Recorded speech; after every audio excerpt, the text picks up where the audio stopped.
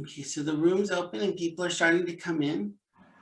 So good afternoon, everybody. Welcome. I'm Franklin Escovedo. I'm the Community Services Director here for the Larkspur Library and Larkspur Recreation. Thank you for joining us this afternoon. So we should be on seeing the welcome screen. Today we're going to be here with author Solace Wales, and this is going to be our second attempt, but we're having a much better connection this time. So we'll be able to get through our whole interview today. But if for some reason you lose your connection, we are recording today's event and it'll be posted on the library's YouTube channel later today.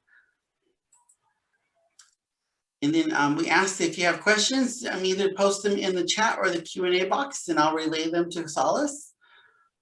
But we'll get started here in a few minutes as more people come into the room. It's almost 2 o'clock, but again, thank you for joining us.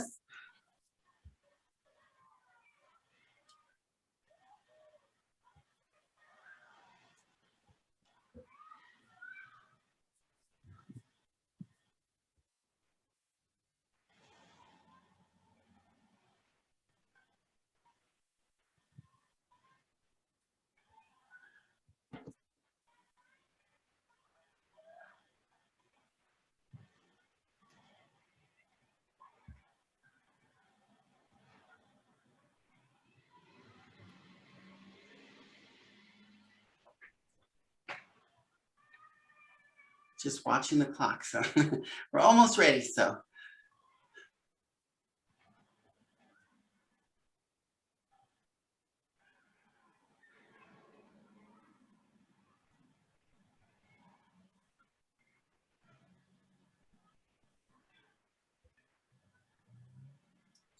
again, I'm Franklin Escovedo. I'm the Community Services Director here at the Larkspur Library.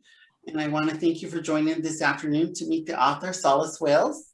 We'll get started momentarily as people are coming into the room. Again, if you have questions, we'll be asking questions later in the event. So if you could use the Q&A, that's the most helpful for me. But if you're more familiar with the chat, you can always drop it in the chat box and I'll try to get to your question. So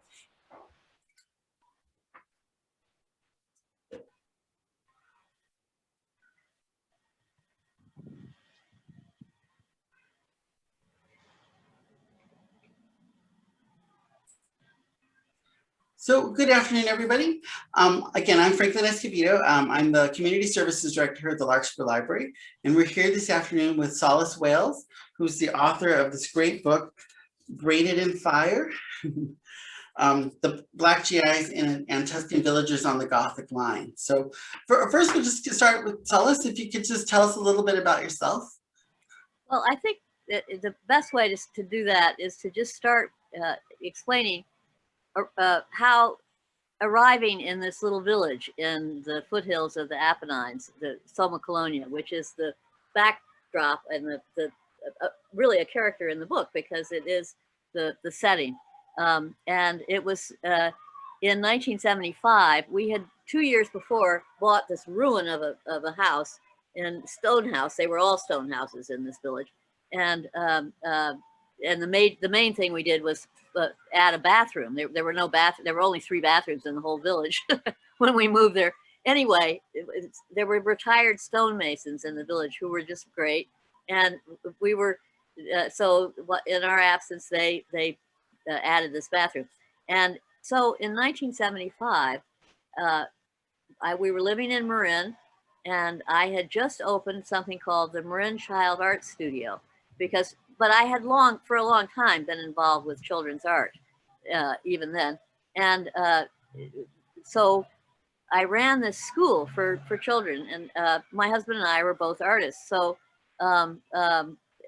when we went to Italy, I would simply close the school for that period. And because my husband was an artist wherever we were and didn't earn money wherever we were, so it didn't really, it was easy to close up shop and spend time in Italy.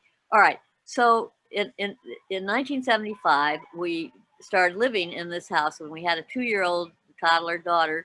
And the first thing that happened to do with World War II, which that the neighbor came over right when we first were moving in and said, you know what?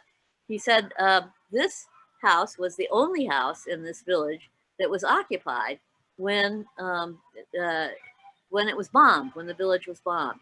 There were 3 old people living in the house, and they couldn't walk very far.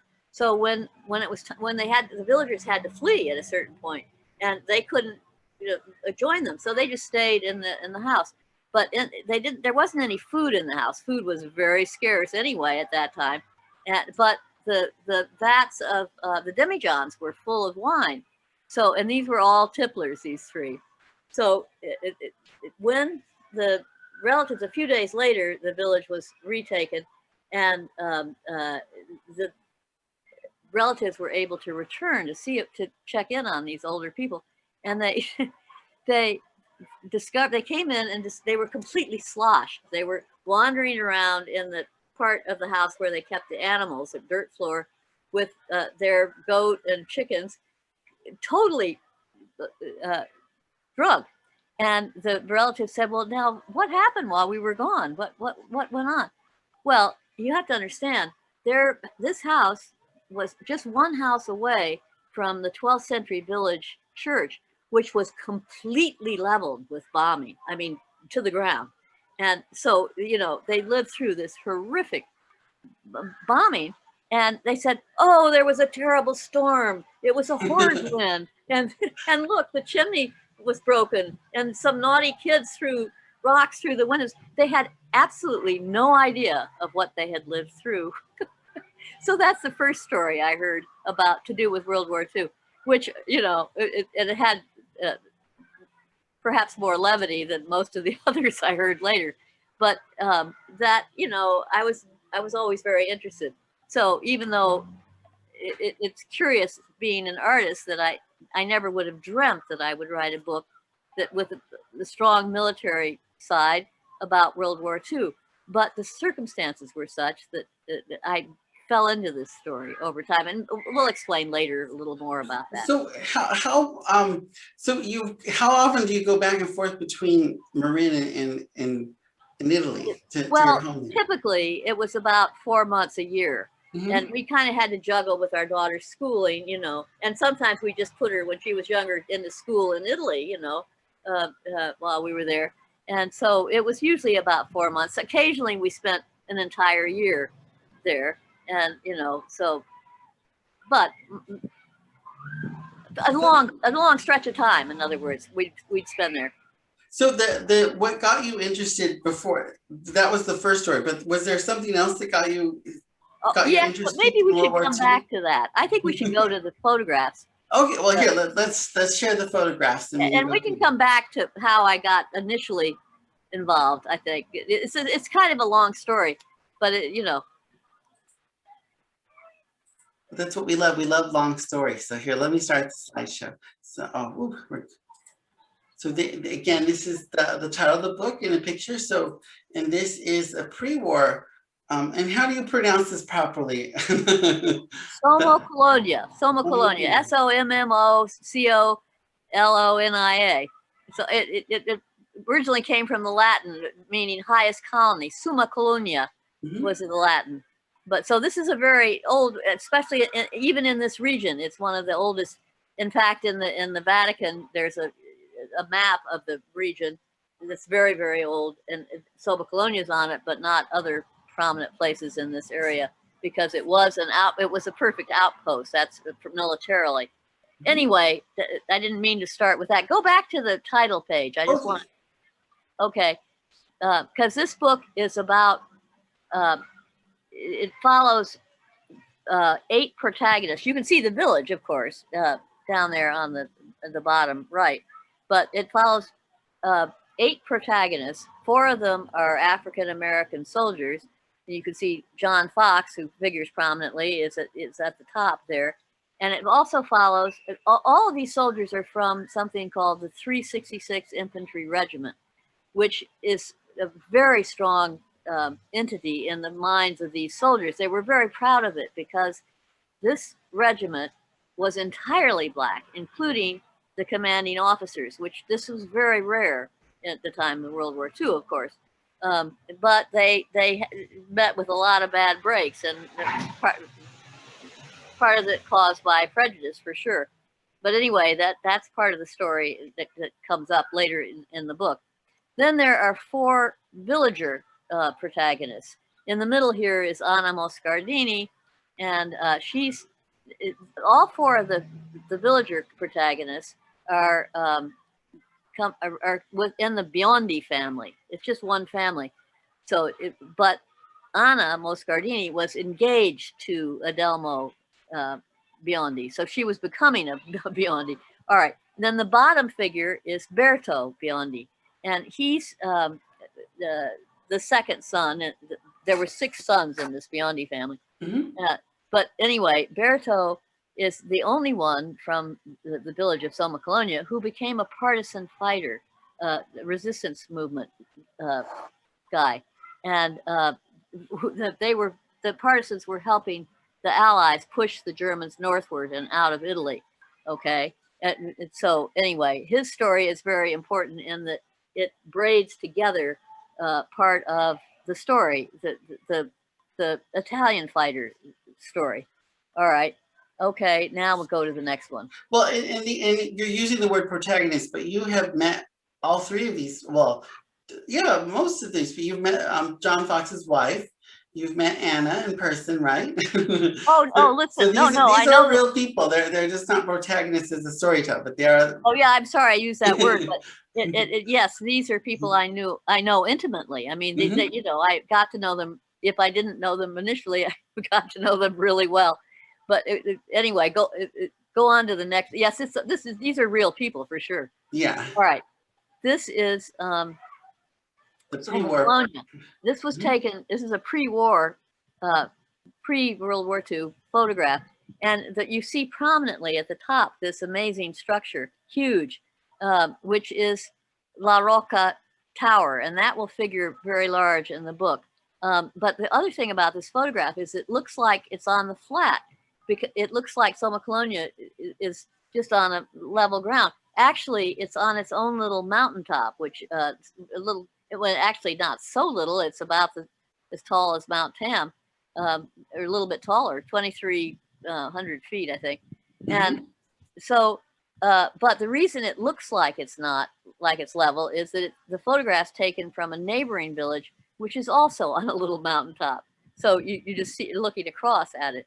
But and here's this bucolic village, all right, in the foothills, and rather remote and on the way to nowhere. How did it get so involved in the modern World War II? Well, Sommocolonia ended up right on what's called the Gothic Line, and the Gothic Line is where the Germans drew a demarcation. They didn't wish that any allies to push through this demarcation, and it ran all the way from the Tyrrhenian coast at Massa all the way over to Pesaro on the other side of Italy on the Adriatic.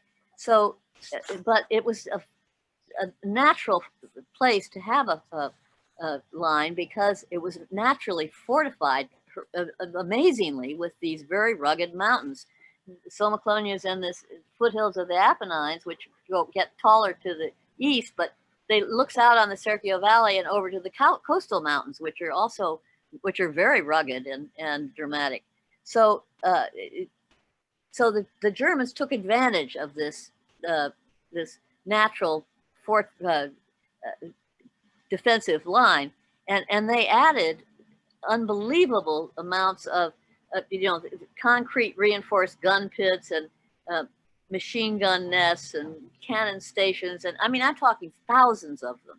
They even had the cannon stations. They probably didn't have thousands of but they had caves with that they could roll the cannons out. I mean, so it was now how did they do all that work in this terrain?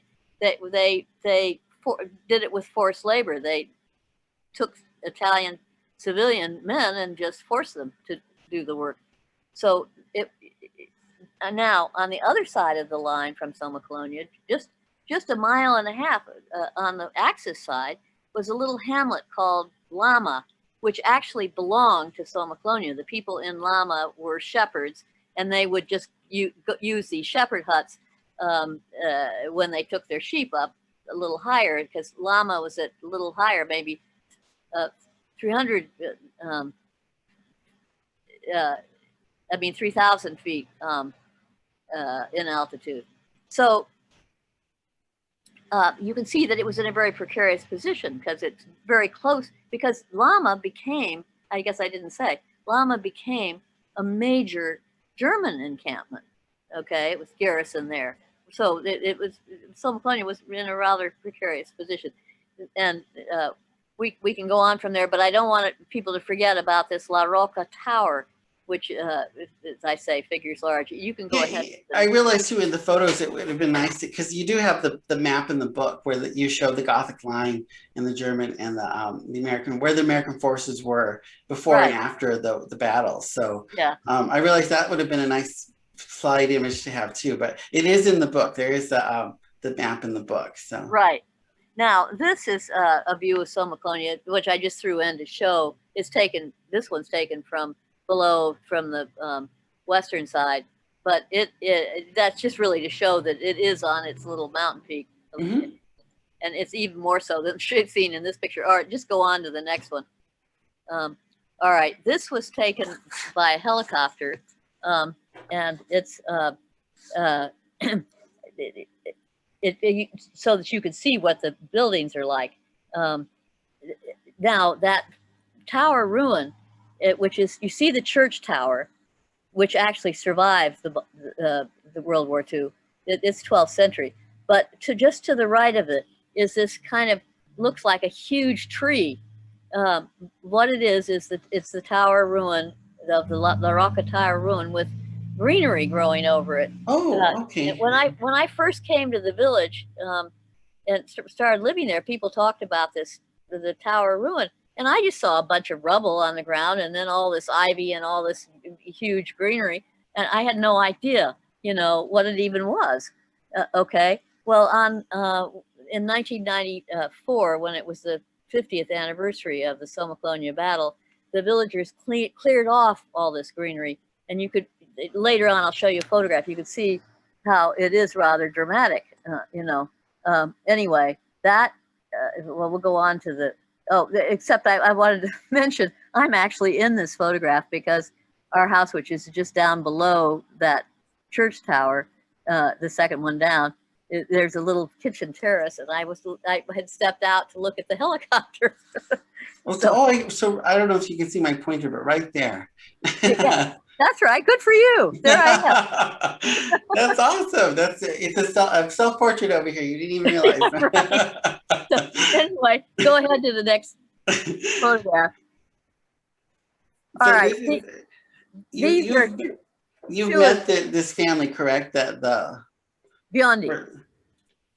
What'd you say? No, Frank? you've met that Berto and Adelmo's family, right? Oh, I knew them intimately. They had. Anyway, yes, indeed, they were neighbors, and they're very, very close friends. The Biondi family, but of course, this is way earlier. On the right-hand side is Adelmo Biondi, and he's the elder, even though he's shorter. And on the left is Berto, that I already explained became a partisan. Now, this photograph was taken because Berto was accompanying his brother Adelmo to really quickly, Solace, explain what a partisan was. Oh, well, they were the guerrilla fighters who were helping the Allies, and by sabotaging German supplies or whatever way they could. And sometimes with real confrontations of firefights, but they were pretty gutsy guys. Mm-hmm. And Berto's story is really interesting and full of adventure. Now, in this photograph that was taken in Lucca, Berto has accompanied his brother because Adelmo is going off to serve in the fascist army. This is early on, I think about 42 probably this was taken. And Adelmo, you have to understand, was completely against becoming a soldier. He he was by nature a pacifist. He wanted nothing to do with firearms or being a soldier. He wanted to stay home and be a tailor. And he wanted, he hated leaving his fiancée, Anna, that you could see, that you saw on the cover of the book. So he had very strong, like strong pacifist leanings. But you know, in fascist Italy, there wasn't a little box for conscientious objector. This wasn't a choice. He was drafted and he had nothing to say about it. So, but as I already pointed out, Berto chose a very different path. And it's interesting to see these two brothers and how things played out. Okay, and their elder sister's a part of a major character too, but we can't explore everything.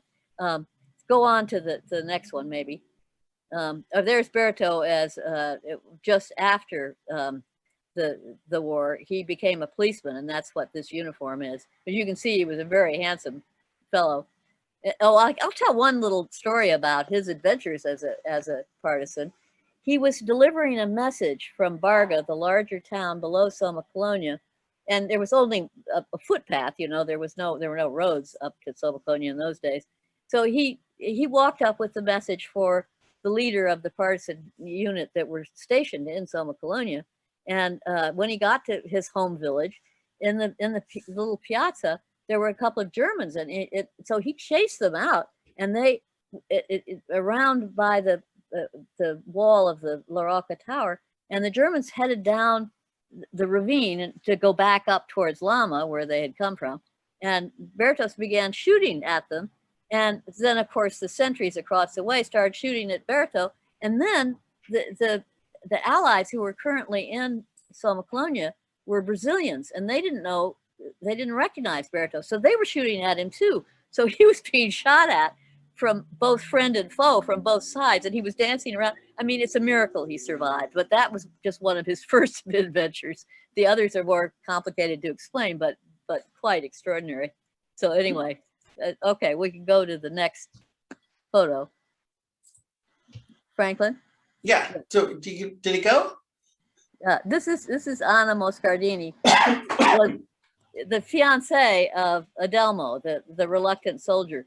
And Anna, the touching thing about this photograph is she's wearing a coat that Adelmo made as a tailor, but because there were no materials, and this is 1945, there was, everything was scarce in Italy. I mean, they were depleted of every kind of thing. There was no material to make a coat out of, but there were plenty of American army blankets. So this coat was made from an American army blanket. Adelmo made even pants and things from army blankets. All right, go to the next. Well, I think that just speaks to the ingenuity of a lot of the survivors of World War II across the world, who were just using what was on hand to make fashion, clothing, just the necessities of life. So exactly. All right, here's Anna at an older age, obviously. I took this picture probably in the late 90s. She was a very good friend, but you could see the openness and directness of her, and and who she is just right there. But she had a little tiny vegetable garden outside of the village of Sommocolonia, and where you look down at Barga, this larger city, which is also very important in the story, and onto the Apennines mountains. Okay, next one. I was going to say, in the book too, you tell the story of how you met Anna, right? I thought you did. No, I don't think I told that one, but Anna was there, and I knew her all this time, from the start, for sure. She was from one of the poorest families, actually, but there were many poor families in Sommocolonia, but there was a tremendous contadina culture that we were privileged to see the end of, which, they had great social cohesion and wonderful traditions, and so it was contadina is a little different than peasant in connotation. In English, we don't necessarily think of this rich culture that they had. Anyway, there aren't too many contadina villages left in Italy because the modern life has taken over. But we'll go on now to John Fox. Now, what did he do? He won the Medal of Honor because in the Sommocolonia battle, he was forward observer, which meant that he directed the cannon fire from the valley below. And in order to do that, when he went to Sommocolonia, he chose his outpost at the place with the most visibility, which was up in that La Rocca Tower, okay, on the 3rd floor. And he, at a certain point in the battle, towards the end of the battle, which took place on the 26th of December, 1944, at dawn, actually, it started right after Christmas. But there was a time when, towards the end of the battle, his tower was completely surrounded by what looked like swarms of the enemy, okay? And so what did he do? He called down in to his battery that he belonged to down in the valley, and he requested artillery fire onto his own location because that would take out all these enemies, okay? But of course, himself too. So go to the next picture. Okay, at the battery was Otis Zachary, who is actually John Fox's best friend. And he answered the phone, okay? And Fox requested this amazing coordinations of where the cannon fire should arrive. And Zachary said, no, hell no, we can't do that, and Fox said, no, you must, and you must do it now. And Zachary said, well, you better talk to the colonel. So he gave it to his superior. And the colonel, Ross, really grilled Fox. Are you sure you know what you're doing? Are you sure this is what you want? And Fox said, fire it, give him hell. And so that's what, then the commanding officer, the colonel, ordered Zachary to fire the cannons, okay? Well, the effect this had on him, having to do this and fire the cannons at his best friend, had a huge effect on the rest of his life. And I mean, he said to me when I first talked to him, he said, 50 years may seem a lot to you, but to me, it doesn't seem like it. He said, I still lie in bed and can't sleep for hating it, But it had other ramifications, which are explained in the book that on Zachary's life, which you will see. Okay, so now let's go on to the next. Zachary, of course, is one of the main characters along with John Fox. This is what the tower looked like immediately after the cannon fire, and then it was directly bombed. But it didn't look like that for long because it was too precarious, and the villagers took down the whole top part of it. And then there were a bunch of stones, and they needed to rebuild houses. So the ruin doesn't look like that today. But you can see the scale of it a bit with the fellow down there at the bottom. All right, next photo. All right, this skips way ahead. Now, it took John Fox a few minutes to have his request for artillery fire honored, but it took 52 years for his country to honor him with the Medal of Honor. This is Arlene Fox, who is a wonderful person. Anyway, she was John Fox's widow. She never remarried. And there she is, as you can see, with Clinton, with holding the Medal of Honor. Okay, next photo. All right, this is also at that ceremony, which I was privileged to, I was invited by Arlene Fox to attend, because by that time I had interviewed her at length, and this was before Fox was known or famous, So we became friends before this event. All right, now on the left in this photograph, with the band, the White House band playing in the background, is Otis Zachary, and he's talking to Rothacker Smith, and whose nickname is Rock. He's called Rock in the story. And they had never met, although they were both in the 366 infantry. So I introduced them and said that Zachary had fired the cannons at the village at the time that Rock was in the village, in the house in the village. And Rock said to him, he said, He said, well, you know, you were trying to kill me. And Zachary said, oh, no. He said, no, he said, I was a really good artilleryman. If I'd been trying to kill you, you'd be dead. Zachary always had a comeback, but I don't think this struck a chord of humor so much with Rock. But you can see it's actually, in fact, a very serious conversation. But anyway, go to the next. All right, this is Rock when he was a young soldier. He 19-year-old. Now he was a conscientious objector medic. He was a Seventh-day Adventist and very strongly a pacifist. But he was up there in Sommocolonia on the front line with a machine gun outfit. Okay, and as a matter of fact, one of the machine gun buddies handed him a gun at a certain point and said, "Hey, man, you know you're nude up here without a gun." So Zachary held this gun and he thought to himself that that God would take care of him better without a gun. But he was too embarrassed to say that to his buddy. So he carried it around for a few days and then he gave it back to his friend and said, you know, it's just too heavy with the medical equipment I have to carry. But anyway, this pacifist had the most amazing story that unfolds in the book, but I won't go into it because you need to discover it. And it's a very long and amazing story. So anyway, next slide. All right, this is still at the White House, and of course this is me, but 25 years ago, so considerably younger. And my excuse for showing the picture is Zachary is in it. He's the next guy, because we'd been talking. He's the next guy that's gonna shake Clinton's hand. Okay, next.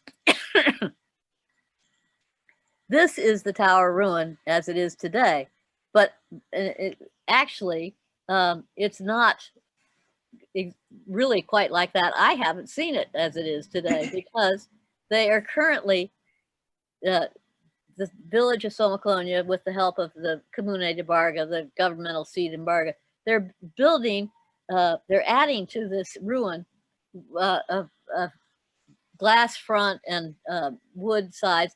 It's going to be a small museum and contain memorabilia found in the area, you know, old cannon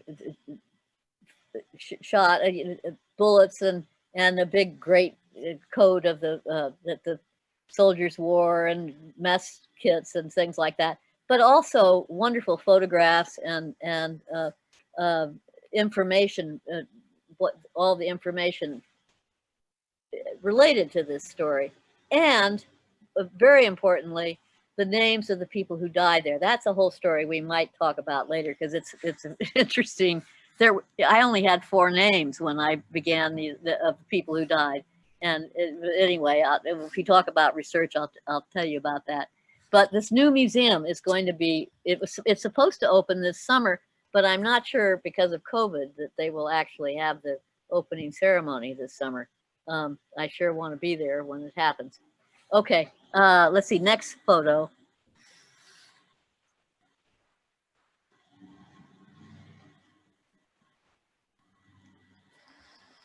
All right, oh, that one, yes, I just threw that in because the La Rocca ruin is so full of just rock that you have to remember the location of this thing is so spectacular.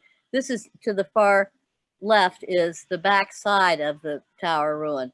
And it's, you can see it's looking out again on the Serchio Valley over to the Apennines Mountains. On the other side, there's another great view, but we couldn't put in every photograph. All right, next one. Franklin? Yeah, okay. Here is the marker in Sommocolonia that I first saw in 1980 and was absolutely astounded because here was John Fox. It says Esercito USA. So the Esercito, of course, is Tenente, TNN is lieutenant, and Esercito is army. And I thought, well, what's this doing here? You know, how did I not notice it before? Because this was a monument to the Martiri della Resistenza, which are the martyrs of the resistance movement. In other words, the partisan fighters who died in Sommocolonia in this battle. And so what was this American doing there? Well, it took me a long time to find out, because at the moment, nobody knew that I talked to in Sommocolonia who John Fox was.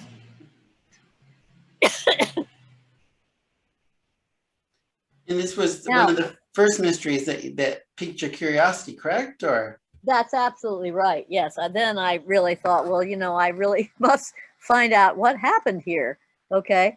But, I've been talking a lot about the battle, but Braided in Fire is actually not just about this battle that is pretty interesting, but the battle was one of the last attacks of the Wehrmacht, but the battle happens midway in the book, because Braided in Fire covers the entire war period, so that the reader follows the villagers through the wartime fascist period and the difficulties they encountered with that, and how they ultimately experienced hunger and with and this horrific political threats, along with the fear of bombardments. And then it follows the U.S. training of the 366 soldiers who wind up in Sommocolonia, and reveals the relentless prejudice that they suffered in their own country's army, which is just absolutely appalling. The forms it took was just amazing. Sometimes small things like a soldier could just be looking in a store window, and if he didn't realize that the officer was coming up behind him, he could be arrested for not saluting. But then there were much more grave consequences. There's a quote in the book from a man who subsequently became the senator from Massachusetts, Edward Brooke.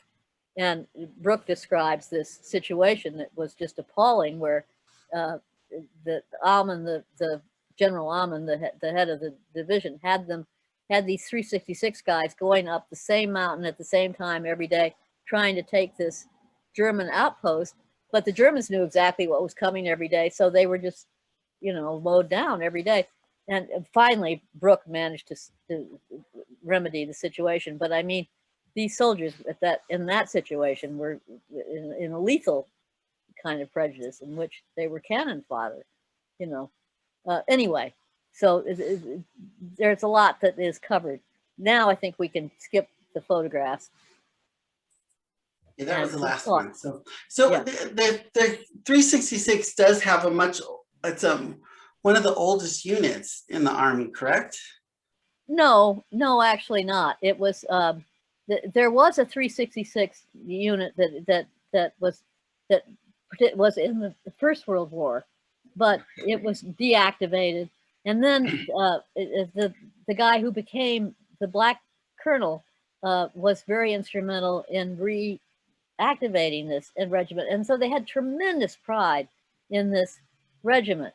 But then they got to Italy, and they just were shuffled off into service positions, even though they were highly trained and very well trained, and then all sorts of. Well, I guess what I'm hinting at is the story of the Buffalo Soldiers. Oh, well, but they weren't Buffalo Soldiers. The 366. Well, no, they weren't. But that was the history of that original unit, wasn't it? Wasn't it the Buffalo Soldiers that were after the Civil War that the African Americans served in? This regiment, the 366 regiment, was attached to the 92nd Division with very unhappy consequences. It was attached to the 92nd Division, which was the Buffalo Division. These guys wore a buffalo emblem that dated back and harkened back to the original Buffalo soldiers who were sent out to the West to fight the Indian Wars. But there was a great deal of pride in wearing this Buffalo badge. But the 366 guys who were in Sommocolonia did not wear the Buffalo badge because they weren't Buffalo soldiers, but they were attached to that unit. So it is a bit confusing. But anyway. Yeah, I thought the villagers were calling them Buffalo Soldiers. So. The villagers, everybody called them Buffalo Soldiers, because to the Italians and to many Americans, there's this confusion, because they were they just considered all Black Americans as buffalo soldiers. So yes, they were called buffalo soldiers by the villagers, and I was confused in the beginning about this, but anyway. So as we can tell from the slides, so how many years has this book been in the process, Solace? Because it just came out last year. Yes, I hate to admit that it's been that I did my first.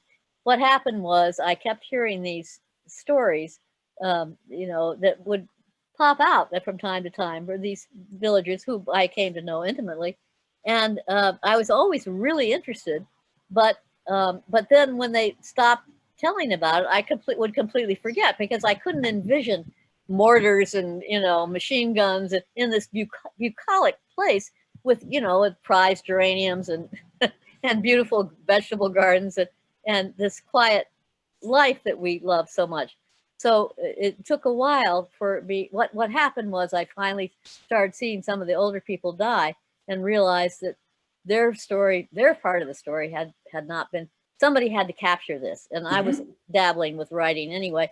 So I just started doing oral history, but it was in 1987 that I first went next door to my bedridden neighbor, who was 90 years old and sharp as she could be, and started asking questions.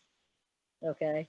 So it's been a long time because it only just was published last year. But curiously, if we get starting about the research involved, I only discovered things way later. I mean, it took a long time to really, I had to do a lot of sleuthing to figure out things, what happened here. I even had to figure out the exact location that Fox really was in the tower, because according to the Pentagon, he was in the second story of a house.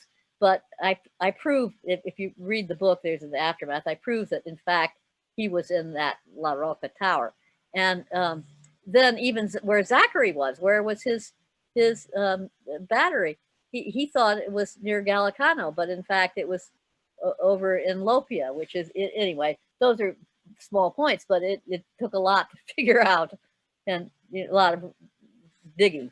Well, and too, you in the stories, you really get into people's past. I mean, you meet John Fox's wife, and how did that come about when you first met her and first started your interview process with her? Well, I did a lot of the interviewing with the Black vets over the telephone, because I didn't have the possibility of traveling all around the country, you know. And so I already described talking to Zachary over the phone in that first conversation. And I had been looking for Arlene Fox for a long time. I knew that she had lived in Massachusetts, but she was living in Texas. And Zachary gave me her telephone number finally, and I called her up, you know, and then we had long conversations over the telephone. So that by the time I met Arlene Fox, it was at the White House that I met them, you know, at that ceremony. I mean, we had meals before, but it was at that Washington ceremony that I met Arlene Fox, Otis Zachary, and Rothaker Smith. But what you have to understand, by the time I met them in person, I knew them really intimately. Well, yeah, no, but because I'd been talking. I didn't.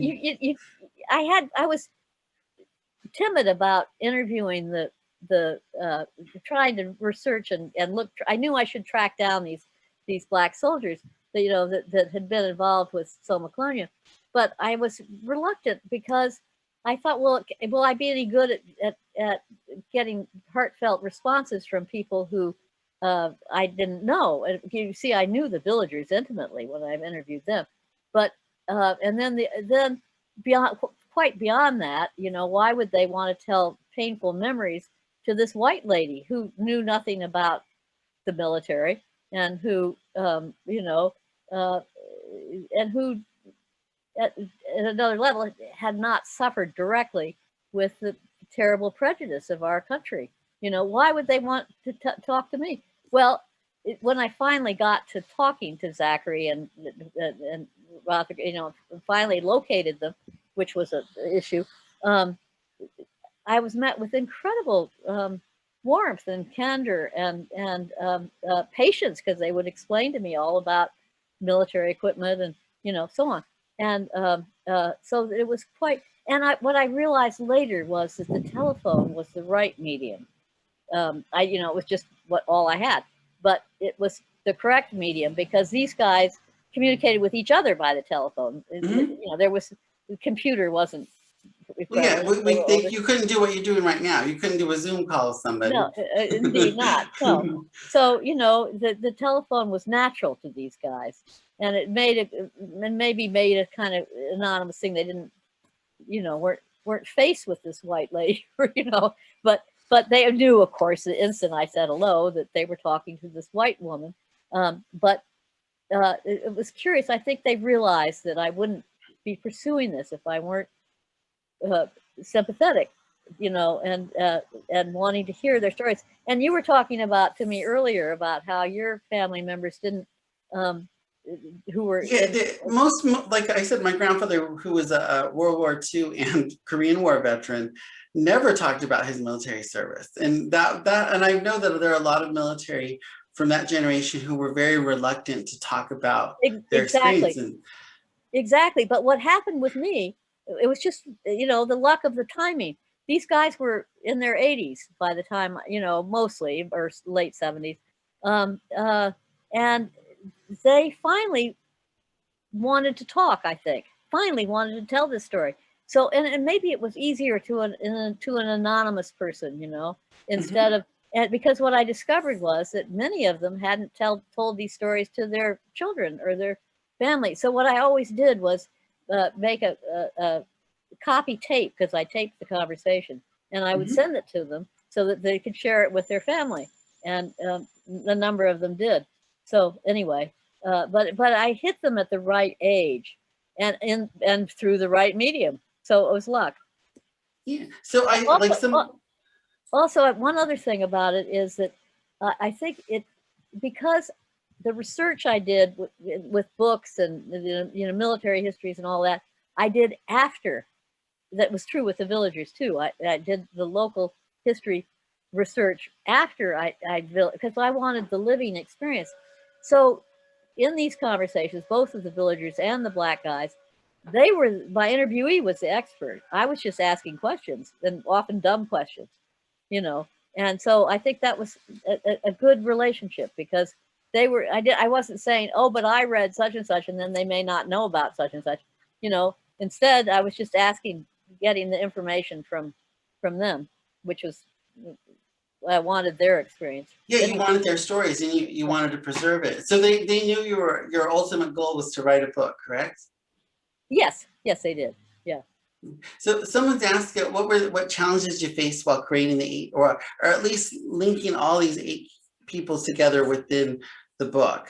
Did you have a difficulty doing that, Solace? Or? Well, yeah, some people said, well, that's an awful lot of characters, but they're, like I say, that they're intimately connected. Like the 366 guys, were intimately connected, and then the Biondi family is just one family you're following. So it took a while to figure out the whole thing, for sure. And there, I went through various versions and had several different editors. So it took some doing, but I really wanted to tell this entire story, but just at this one tiny village. I mean, at the time of World War II, it had 300 inhabitants. Now, very few, because that's another story.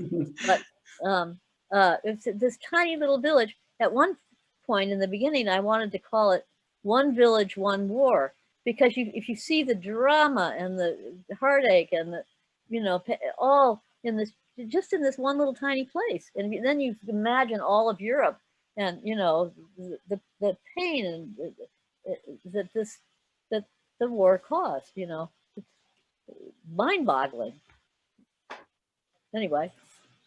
Well, no, it's hard. It's like, how do you weave together all these stories, and then how many times or how much interviewing process to get the full, complete story did it take? And I know this is taking many years to put together, But Yeah. was there an interview that went really quick, or an interview that you kept having to go back to and ask more follow-up questions? Oh, I asked, you know, some of these people like Berto Biondi, you know, I interviewed over a period of 15 years. I mean, and of course, we knew each other really well by that time. And like with the black guys that I said, you know, how would I get heartfelt feeling, you know, stories from people I didn't know. But I didn't realize how well I would get to know them over the telephone. And we became, you know, really good friends. Mm-hmm. So it over a long period of time is the way it happened with me in many cases. Now there were some that, you know, you got the thing right in the beginning, but with my main characters, they all were over a period of time. Mm-hmm. So, and then too, that's the other difficulty, because this is, you know, you're doing research in 2 different countries, the United States, and maybe more than that, and in Italy as well. So, to get the military history from the Italy, how was that? Was it mostly just from the stories the Bondi family told you, or was it looking at their history and records, or? Well, as I said, I didn't really research it ahead of time much, but the priest in the village knew I was pursuing this story, and he was interested in the history. He gave me a book that was an Italian military book, which I had trouble with in the beginning because it was all so unfamiliar, all these military terms. But I came back to many. He said this is the most definitive one, and several have been written since, which I've read. But this one really is the best of that particular area. But so little was written about Sommocolonia. I had to research and discover the facts in many cases, you know, because you have to realize these 2 populations that lived worlds apart were thrown together by the fulcrum of World War II. And we haven't talked much about it, but there was this very redeeming connection that happened between the 2 of them, you know. And so I should go on with this, I think, because it's an important fact that the villagers had never seen a black person before, you know, and very few had been to the movies. And, you know, but they recognized these guys as their liberators because they were in desperate straits. And they were so thankful for their arrival, and they would help them with getting water or wood or whatever they needed. And, you know, then the villagers, the soldiers were very empathetic. They saw these people really starving. So they generously shared their rations, even though their superiors told them not to fraternize with the civilians and not to share their rations. But they were very generous, and there was a real appreciation, and great friendships grew. I mean, they would play, you know, eat together often, and then play checkers, and, you know. So there was a fondness that happened that was, of course, many of the black guys had never had good relations with white people before, you know. So it was a very kind of wonderful interlude in this, in the horror that went on for 2 months in Sommocolonia before the battle. And it was, you know, quite extraordinary little exchange. Yeah, so there, I guess too, it's like what is the good question? There's just, I mean, there's so much information in the book, and so much. What were the things that you regret leaving out, or you found out afterwards, that you would have loved to put into the book? Well, curiously, I was lucky in that that I found out a major thing to do with John Fox and how he died is in the afterword, which I only found out a couple of days before the book went to publication. So I don't, at this point, I don't know. There probably are things that I should have that are left out but I don't know them, you know, yet. The book, but so it pretty well covers, you know, what happened. But, you know, there were characters that I left out. That for instance, Rosiello was this wonderful character, but his story is too complicated, and he's a redheaded Neapolitan who was a champion. He came up. His story is very complicated. I can't tell it now, but I've written an article about it. But I wanted him in the book, but he's only peripherally in the book as a partner of Marina, character from the book. So yes, there are things I wanted more fully explained, but had to leave out. Anyway, well, maybe we should. Well, yeah, no, so one of the questions was that, what inspired you to gather and compile these stories, these narratives, and I think you've talked about that. So somebody has their hand raised, so I'm going to unmute you so you can ask your question. Allowed to talk, so now you can unmute yourself. I don't know who you are. You're Galaxy S8 Plus.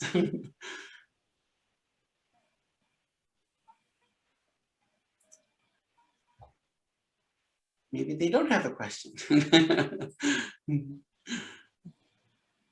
They get dialed in by the phone, so.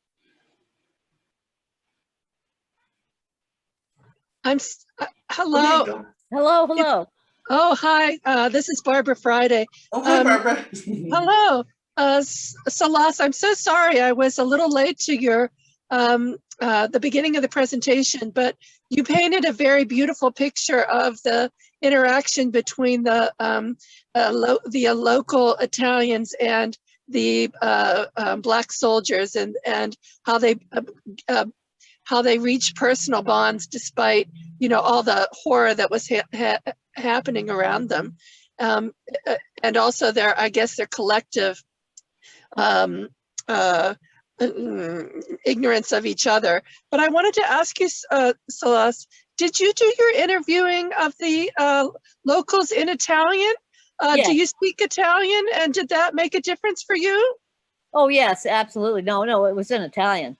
And my villager interviewees were very articulate. They were experts at talking, because that's what they had done in the evenings for years, for centuries. But they also had only had a fourth grade education, because that's as far as the school had went in their era in Sommocolonia. And but they sure knew the facts viscerally, and I learned a great deal, from them. But it was in Italian, yes. How did you learn your Italian? Well, maybe I should. Yes, I learned Italian because I went to Italy as a junior year abroad student way back in 1958. But I was a Smith's College a junior year abroad student. We went to study in Florence for a year.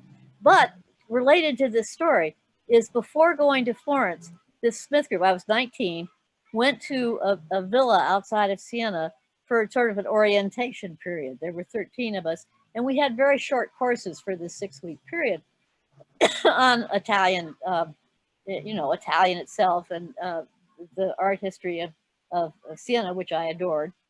But also there was a course on the resistance movement. And that's where I first encountered the partisan part, and where my interest was first sparked by this.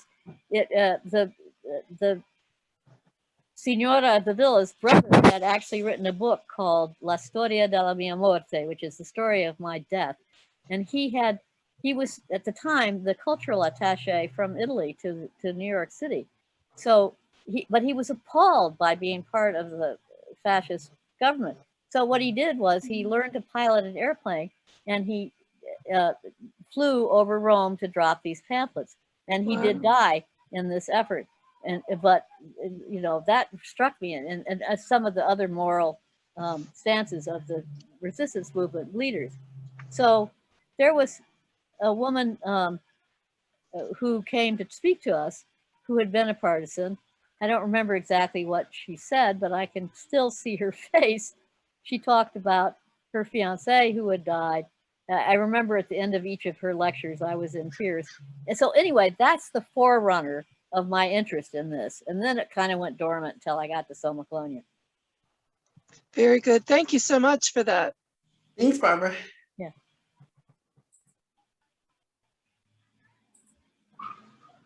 So no, it's a good segue to the oral history. Have you preserved all these recordings?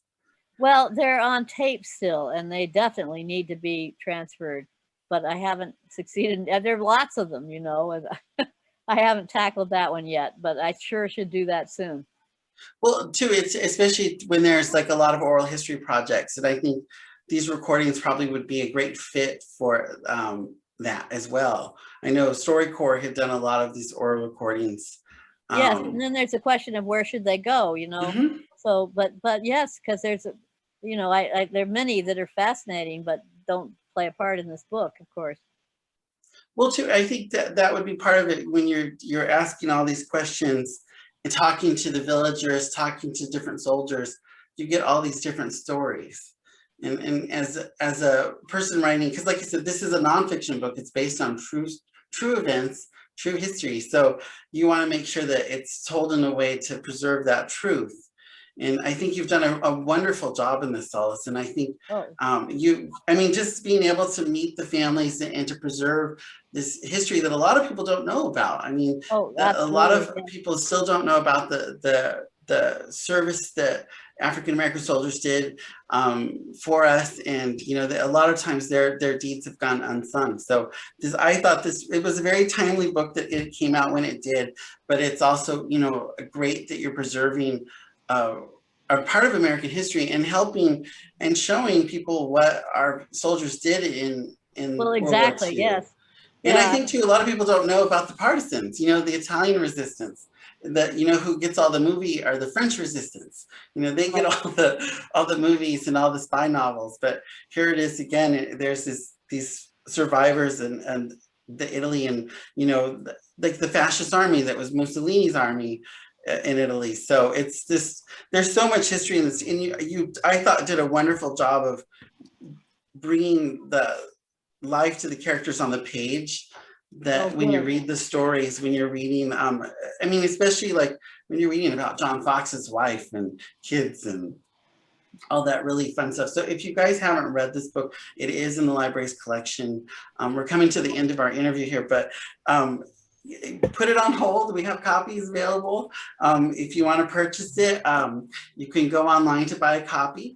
And eventually too, one of these days, Solace will have you here in person. Yeah, that'd be great. I'd love to. And I still love that day you called me about this book. It was just a happy coincidence that I was looking for another author to interview, and you just happened to call me when I was looking for one. So this is great. Well, Solace is a Larkspur resident and a Larkspur patron who uses the library when we're open. So I'm very grateful and very happy that we got this chance to talk with you. It's my favorite library. So, thanks so much, Franklin. You're welcome. And thank you everybody for joining us. And again, look for Solace's book here in the library. And back when we get back to normal, eventually we'll have Solace in person to come in and talk about her book again and sign copies. So go to your favorite bookstore. Don't forget, we have several: Copperfield's, Book Passage, and you can buy it online. But it's a great book to read. It has a lot of great history in it, and especially if you love history. I mean, we know so many people who like World War II history, but this is some stuff that a lot of people haven't seen before. And I want to thank Solace for preserving this. And I know you have a beautiful home now, and I'm still curious to see what the house looks like now that you've remodeled and done all this stuff. So, but it's just, this was a wonderful opportunity to get to talk to you and see you guys. And thank you all for joining us. And thank you, Solace, for sharing this with us. And I look forward for your next project. And now that I know that you've done art, I'm looking forward to seeing your drawings too. So okay, great. Thanks. You guys have a great afternoon, and we'll see you soon. Thank you. Okay, great. Bye, Solace. Thank you. Bye.